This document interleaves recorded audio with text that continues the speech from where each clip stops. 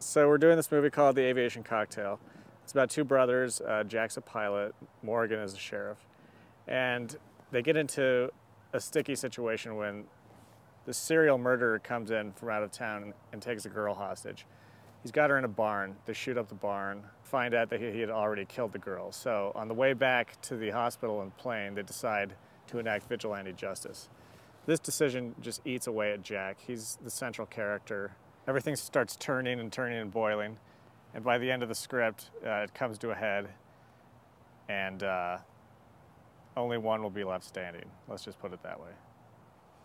The Aviation Cocktail, I think, when Dave first pitched it to me, immediately caught my eye.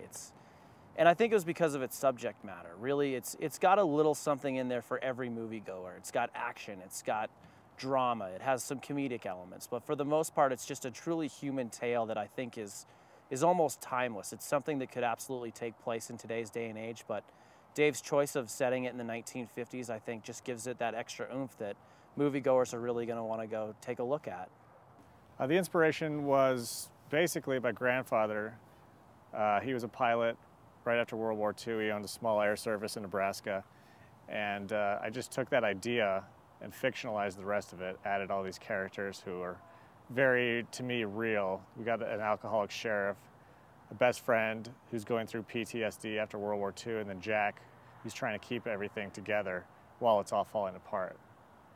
When you think of the 1950s, I think a lot of people tend to think of the Beaver Cleaver, the Eddie Haskell, and the American Graffiti type of 1950s, where I think this shows a little bit of a darker, more realistic human side of the 1950s. Morgan is the town sheriff. He's drunk all the time, and he's having marital problems. His wife, Alice, is cheating on him with Bob Halloran, Jack's best friend.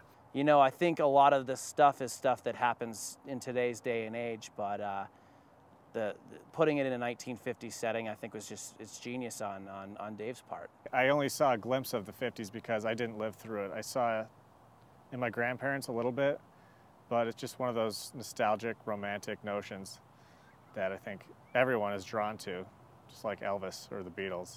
The best way to get involved in the Aviation Cocktail is to come speak with either Dave or I or my brother Billy after the program. We're looking for all levels of involvement, and any help anybody could give would be greatly appreciated. So please come find us, and thank you very much for coming tonight.